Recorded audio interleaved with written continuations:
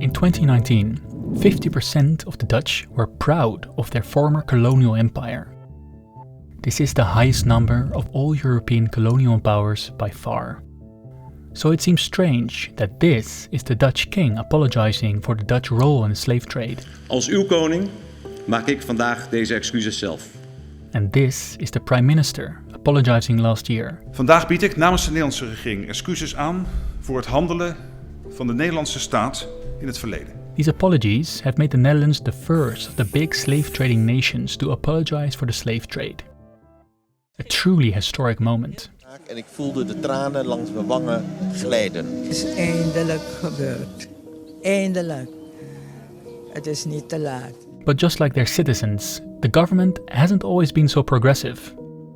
16 years prior, the then Prime Minister and historian Jan-Peter Balkenende said the Dutch needed more, not less of a colonial mindset. Laten we zeggen, Nederland kan het weer. Die VOC-mentaliteit. Changing this conviction hasn't been easy. As activists were calling for apologies, maar ik vind wel dat de geschiedenis moet worden erkend. The Dutch society didn't seem ready for a new perspective on history.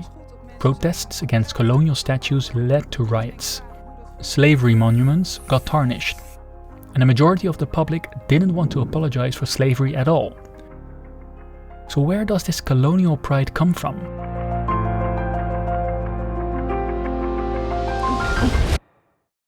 It has to do with the Dutch identity.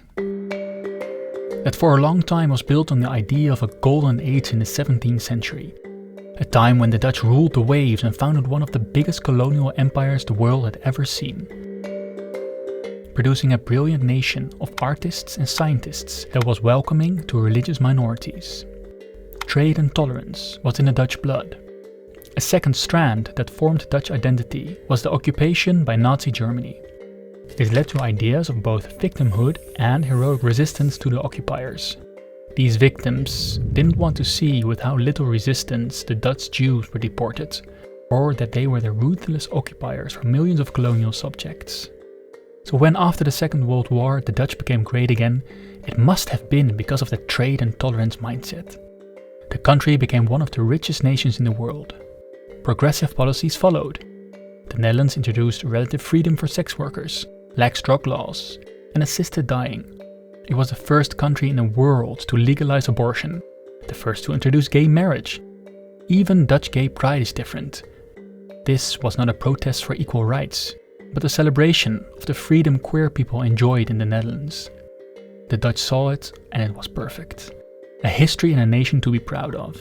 They believed they were a true gidsland, a guiding country, an example to the rest of the world. But was that all there is to Dutch identity? Over the past few years, the other side of the Dutch colonial history has come into the spotlight.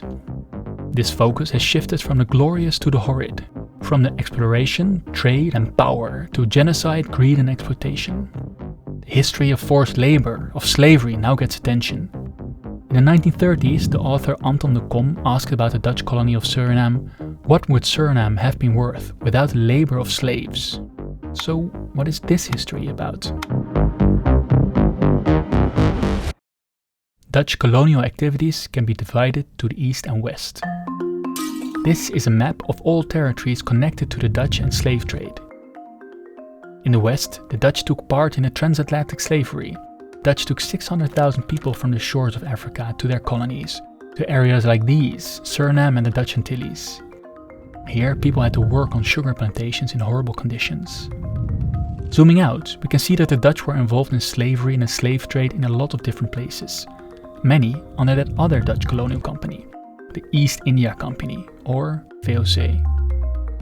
They were active in the slave trade in the Cape, but also India and Indonesia.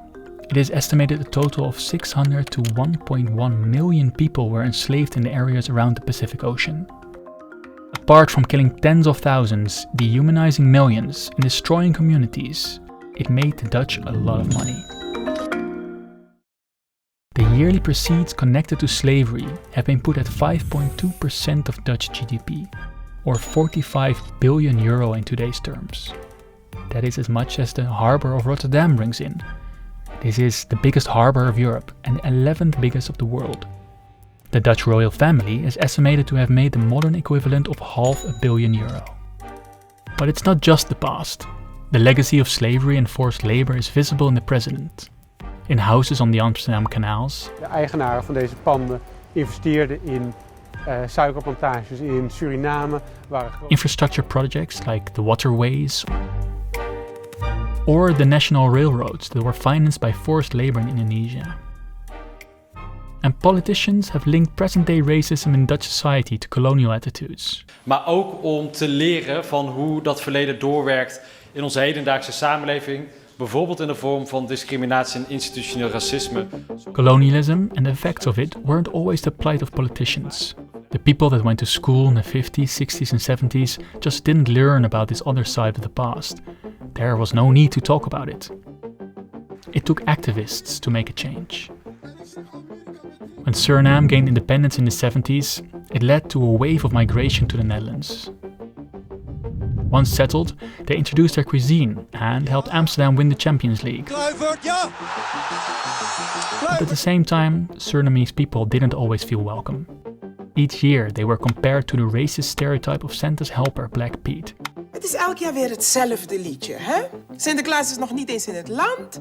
Of zwarte mensen, grote mensen en kinderen worden voor Zwarte Piet uitgescholden. And they were shocked by the complete lack of attention to the history of the slave trade. To keep this part of the history alive, Surinamese Dutch started to celebrate Ketikoti, broken chains. Ketikoti is a remembrance and celebration of the 1st of July of 1863, when enslaved people were freed in Suriname. Even though, after liberation, these free people were forced to work another 10 years on the same plantations. Surinamese Dutch wanted the government to acknowledge this history, with official apologies and a monument to commemorate slavery. This gave the history the attention it deserved. In 2001, a Dutch minister expressed deep regret at the slave trade on the UN Conference on Racism.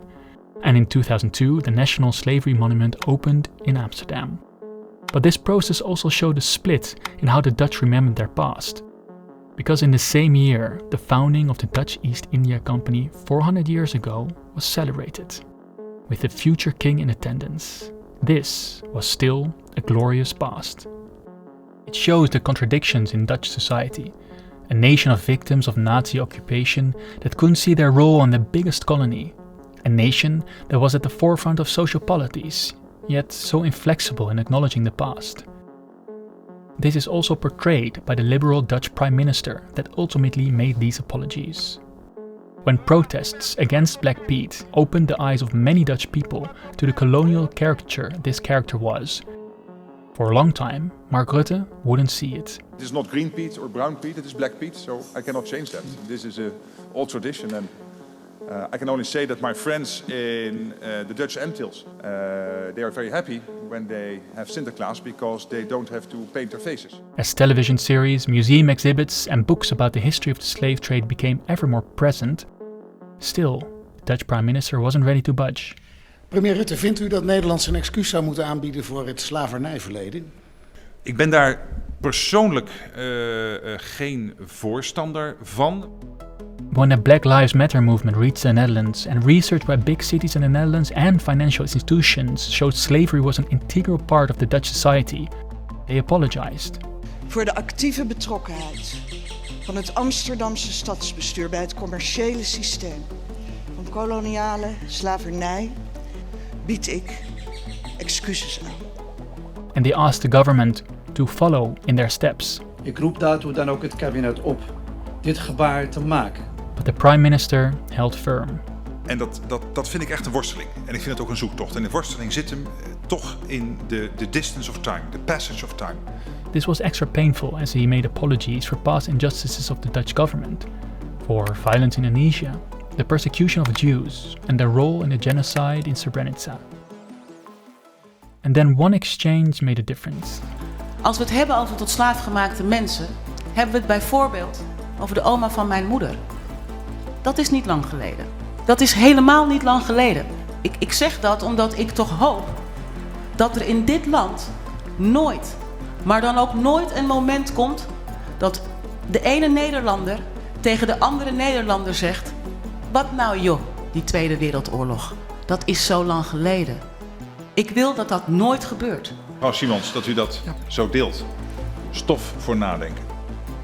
Seemingly overnight his vision changed. Backed by research on the Dutch involvement in his history, the Dutch Prime Minister made his apologies. Today, I apologize. Ave mi trapidi disculpa. Tide, miwani, taki, pardon. And provided a 200 million fund to ensure raising awareness, fostering engagement, and addressing the present-day effects of slavery. Following that, the Dutch king apologized and even asked for forgiveness. Maar voor het overduidelijke gebrek aan handelen tegen deze misdaad tegen de menselijkheid vraag ik vandaag, op deze dag dat we samen het Nederlandse slavernijverleden herdenken, vergiffenis. The attention to this history seems to shift the stance of the Dutch public. In 2021, 55% didn't think apologies were needed. Last December, that dropped to 49%. It's clear that the Dutch society is still divided. But these apologies matter. In university, I wrote a paper about this. The research shows that when done well, apologies can lead to the rewriting of memory and historical identity in ways that both can share. This has been echoed by the Prime Minister. We doen dit, en we doen dit nu, om staande op de drempel van een belangrijk herdenkingsjaar samen de weg vooruit te vinden. We delen niet alleen het verleden, maar ook de toekomst. Still, there's much to be done. The advocates for these apologies have mostly been from Suriname. But there are many other places connected to this history of exploitation and slavery that have gotten less attention. From the former Dutch colonies in the Caribbean to descendants of enslaved peoples in South Africa, or the plight of the contract workers from India and Indonesia that filled the plantations after the enslaved peoples were freed. In many instances encountering the same conditions. And there have been demands for reparation for these and other injustices. For some, the past and the present seem intrinsically linked. Toch wel echt mensen die mij op straat zien lopen en zeggen, hey slaaf, die mij vragen of ik katoen pluk, die mij vertellen dat ik een neger ben, dat bestaat. Als donkere of als er iemand jou ziet in een winkel, dat ze denken, oh nou, die kan het toch niet betalen of oh ik hou mijn tas stevig vast. Zwarte mensen zijn dom, zwarte mensen zijn lui. Nou, ga zo maar door. Al dit soort stereotyperingen waar zwarte mensen in gelijfd worden. And even though there hasn't been much research on the link between colonial attitudes and present-day racism, that doesn't mean it couldn't be there. It would seem that centuries of ideas about white racial superiority didn't just vanish in a few generations. And when we talk about the Dutch identity and say that this was formed in the 17th century, that traditions of trade and tolerance have stayed with the Dutch over all these years. But colonial suppression, extortion and the slave trade are just dark pages in a closed book. You're cherry-picking history and it doesn't make any sense. So the public has a long way to go. This is not the end of a long process, but just the beginning. To give this history and the modern day effects the attention that they deserve. The Dutch are not the only ones that are struggling with their past. In Germany, to the east, there is finally some attention to their colonial history. This is a history that hasn't been widely acknowledged by them at all. Many Germans don't even know about it. What do you know about the colonial history of Germany? Gar nichts. Too little, to be honest. Relativ wenig tatsächlich. It's just in the last few years there has been renewed attention to the killing of the Herero and Nama tribes in Namibia. This atrocity has been called the first genocide of the 20th century. I went to Berlin to cover this story. I asked myself why no one ever talks about this colonial past, and I wondered how Germany is dealing with it. My next video is entirely on that topic, and while that won't hit YouTube for a while, you can watch it right now on Nebula. This is the creator-owned streaming service where I am posting my videos early. Nebula is filled with extra content by creators I know you like to watch, like Wendover, Neo and Not Just Bikes. It's a great service that gives me the opportunity to keep telling you about the history of colonialism and other topics. But you're not only subscribing to support me, but you will also get access to amazing videos you can't see anywhere online and classes to get taught by the same creators you like to watch. If you sign up using the link below, you can support me directly and get both Nebula and Nebula classes for 40% off the annual plan, which is as little as $2.50 a month.